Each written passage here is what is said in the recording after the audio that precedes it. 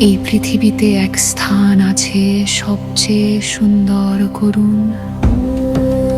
সেখানে সবুজ ডাঙা ভরে আছে মধুকুপি ঘাসে অবিরল। সেখানে গাছের নাম কাঁঠাল, অশ্বত্থ, বট, জারুল, হিজল।